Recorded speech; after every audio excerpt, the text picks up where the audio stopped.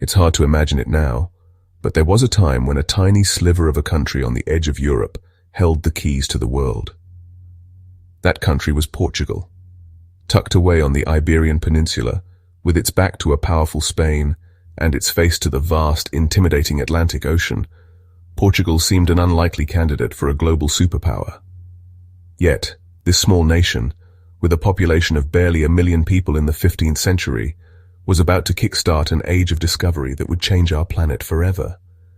They were driven by a potent mix of faith, ambition, and a desperate need for a new way to make a living.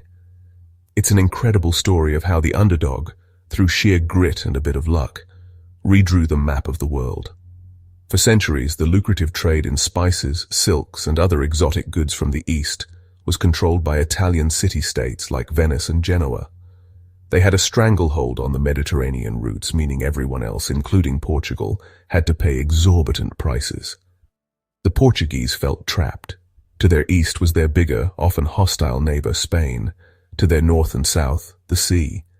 Their only way out was west, into the great unknown of the Atlantic. This wasn't just about money, though. There was a powerful religious element, a legacy of the long fight to push the Muslim Moors out of the Iberian Peninsula. This Reconquista had forged a strong militant Christian identity in Portugal. The very first step was a military one. In 1415, the Portuguese captured the North African port of Ceuta, just across the strait from Gibraltar. This was a hugely symbolic victory. At the heart of this early push was one man, Prince Henry, often called the Navigator. It's a bit of a misleading nickname actually, as he wasn't a sailor himself.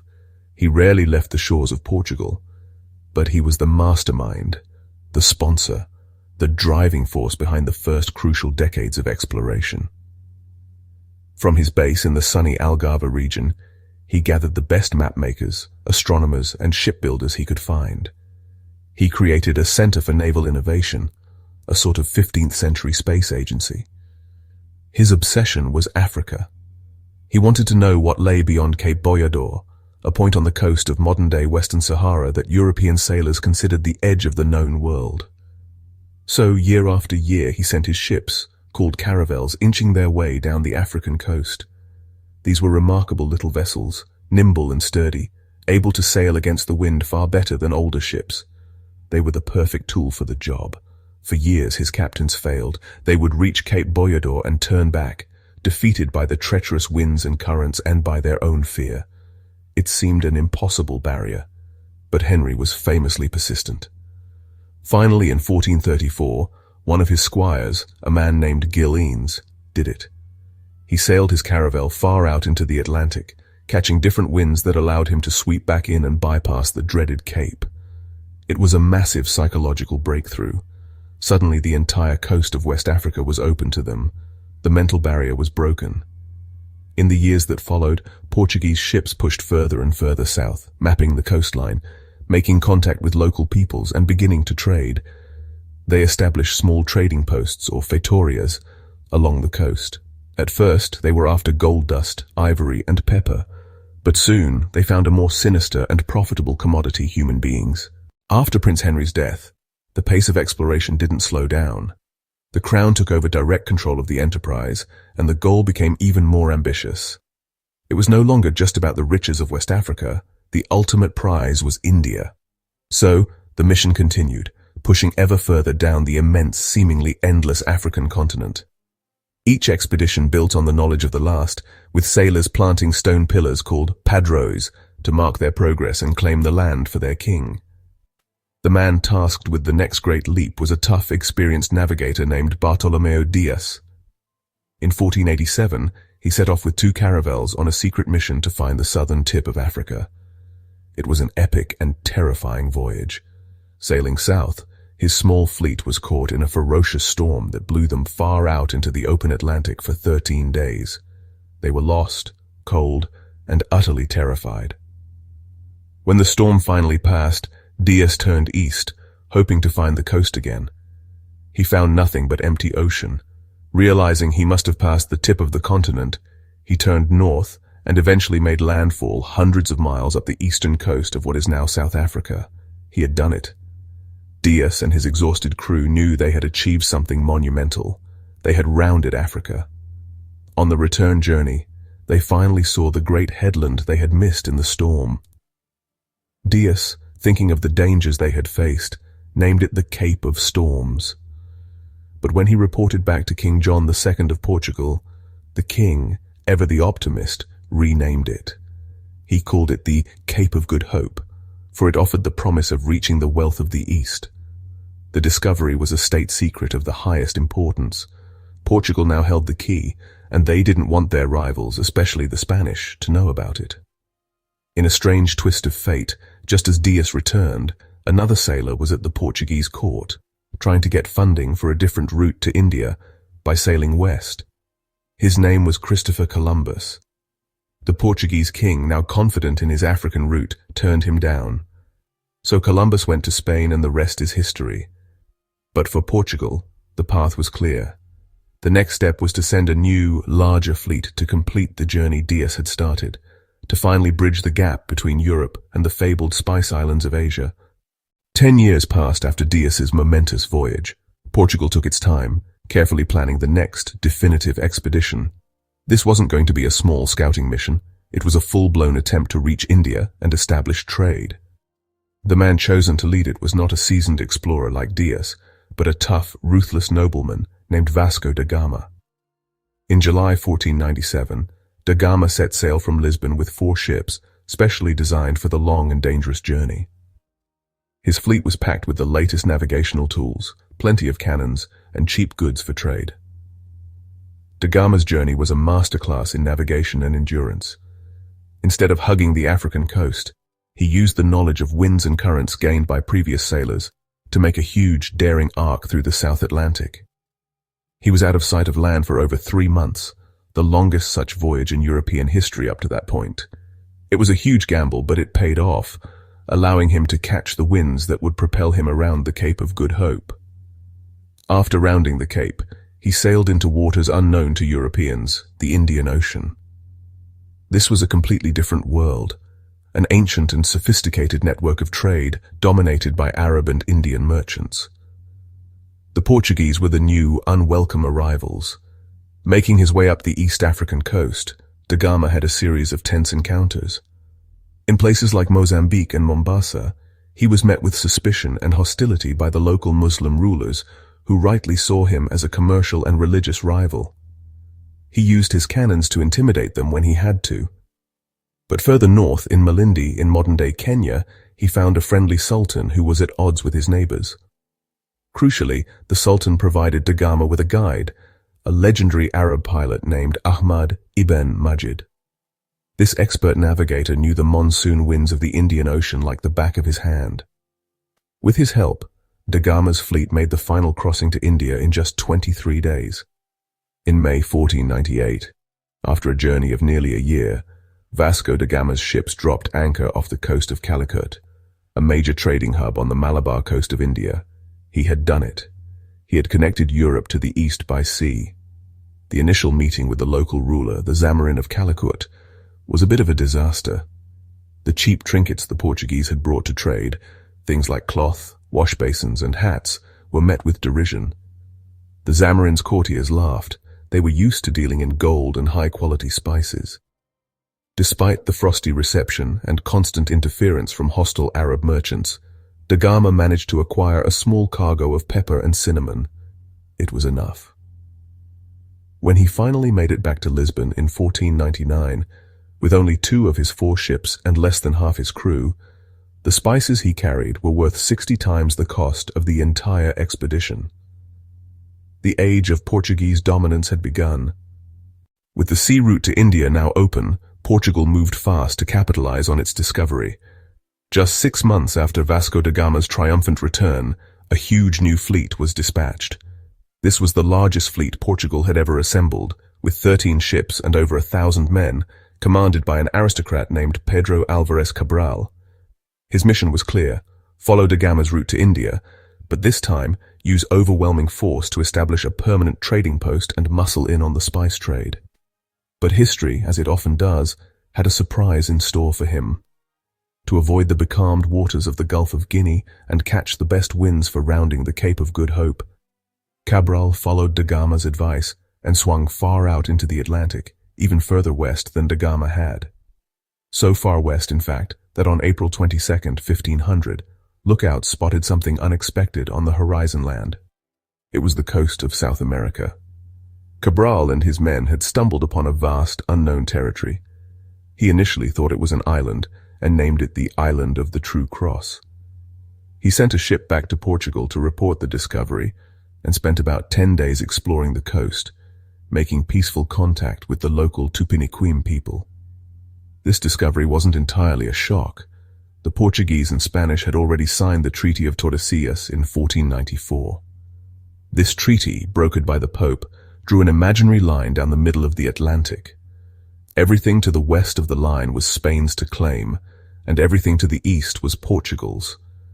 As it happened, this newly discovered land fell just on the Portuguese side of the line, so by sheer luck of geography and diplomacy, this vast territory, which would come to be known as Brazil, belonged to Portugal.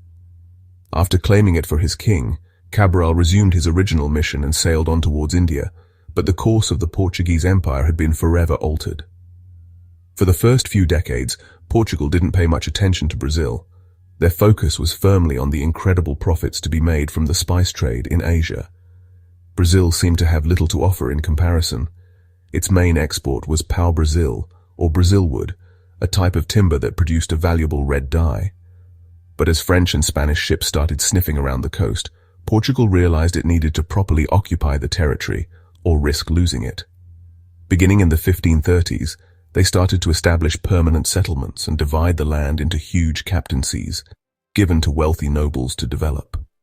This laid the foundation for what would become the largest and most profitable colony in the entire Portuguese Empire. The 16th century was Portugal's golden age. It was a time of almost unimaginable wealth and power, all built on the foundations laid by Dias and da Gama. With the sea route to India secured, Portugal set about creating a new kind of empire. It wasn't an empire of vast land armies like the Romans. It was a maritime and commercial empire, a string of fortified trading posts and naval bases, strategically placed to control the key sea lanes of the Indian Ocean. From their central base in Goa, on the west coast of India, the Portuguese ruthlessly dominated the ancient spice trade. Their method was simple and, honestly, quite brutal sea power. Portuguese carracks and caravels, armed with powerful cannons, were far superior to the ships used by their Arab, Indian, and Malay rivals. They blasted their way into the busiest ports and systematically dismantled the old trading networks. Under the command of brilliant and often merciless viceroys like Afonso de Albuquerque, they captured key strategic points: Goa in 1510, Malacca in 1511, which controlled the vital strait leading to the Spice Islands, and Hormuz in 1515, which controlled the entrance to the Persian Gulf. From these fortresses, they enforced a monopoly. All merchant ships in the Indian Ocean were forced to buy a Portuguese permit, called a cartaz, to trade. If a ship was caught without one, its cargo was seized and its crew killed or imprisoned. This system funneled a river of wealth back to Lisbon. Spices like pepper, cloves, nutmeg, and cinnamon, which were worth more than their weight in gold in Europe, poured into the royal warehouses. The Portuguese crown became one of the richest in Europe. Lisbon transformed into a bustling cosmopolitan metropolis, one of the world's great cities, where merchants from across the globe came to do business.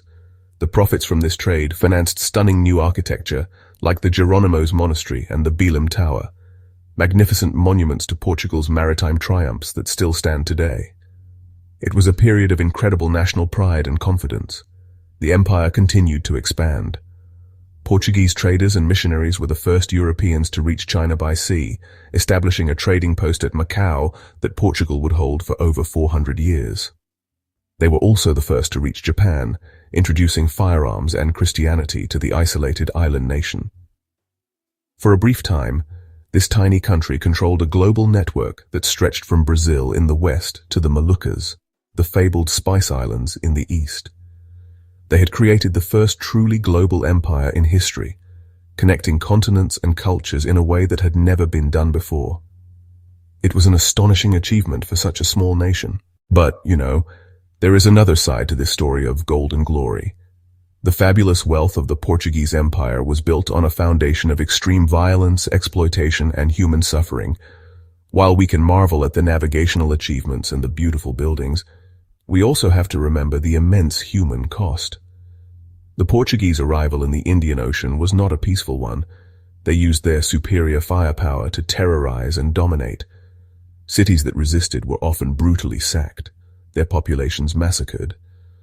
Afonso de Albuquerque himself, the architect of the Asian Empire, was known for his extreme cruelty, often cutting off the noses and ears of his captives. The empire was won and held through fear. Nowhere was the human cost higher than in the transatlantic slave trade. While the Portuguese had been trading in African slaves since the 15th century, it was the development of Brazil that turned this trade into a massive industrial-scale operation. The Portuguese colonists in Brazil needed labor for their vast sugar plantations, a back-breaking and deadly business. They first tried to enslave the indigenous population, but they proved resistant and died in huge numbers from European diseases. So the colonists turned to Africa. Over the next 300 years, Portuguese ships would transport more than 5 million enslaved Africans across the Atlantic to Brazil, more than any other nation. The conditions on these slave ships were horrific. Men, women, and children were crammed into dark, filthy holds, chained together with barely enough room to move. Disease, starvation, and despair were rampant. It's estimated that up to 20% of the captives died during the brutal Middle Passage. Those who survived were sold at auction and forced into a life of brutal, unpaid labor on the sugar plantations and later in the gold and diamond mines. They were treated as property, not people, subject to the whims of their masters. This trade not only caused unimaginable suffering to millions of individuals, but also destabilized entire societies in Africa, fueling wars and tearing communities apart. The impact on indigenous peoples was also devastating. In Brazil, the arrival of the Portuguese led to a demographic catastrophe for the native population. It wasn't just violence and enslavement, it was disease. The indigenous peoples had no immunity to European illnesses like smallpox, measles, and influenza. Epidemics swept through communities, wiping out an estimated 90% of the original population in the first century of colonization. Their cultures were suppressed, their lands were taken, and they were forced to the margins of the new colonial society. The story of the Portuguese Empire is therefore a dual one, a story of connection and exchange, but also one of conquest, slavery, and cultural destruction. No empire lasts forever, and Portugal's golden age was, honestly, surprisingly brief. By the late 16th century, the cracks were already beginning to show. The empire was vast and overstretched, and the cost of maintaining all those forts and fleets across the globe was enormous. Portugal simply didn't have the manpower to effectively police its massive maritime domain. Then, in 1578, a disaster struck that crippled the nation. The young, fanatical King Sebastian led a massive crusade into Morocco and was killed at the Battle of Alcácer-Quibir. The king died without an heir, and with him, a huge portion of the Portuguese nobility was wiped out. This succession crisis left Portugal vulnerable. In 1580, King Philip II of Spain, who had a claim to the throne, marched his troops into Lisbon and united the two crowns. For the next 60 years, Portugal was ruled from Madrid. This was a disaster for the Portuguese Empire. Spain's enemies, particularly the Dutch and the English, were now Portugal's enemies. These new energetic maritime powers, with better ships and more efficient commercial models, began to attack Portugal's overseas territories. The Dutch were especially aggressive, systematically capturing Portuguese forts in the Spice Islands, taking over Malacca, and even briefly occupying parts of Brazil. Portugal was losing its grip on the lucrative Asian trade. Portugal regained its independence from Spain in 1640, but it was never the same. The spice trade was largely lost to the Dutch. The focus of the empire shifted decisively from Asia to Brazil.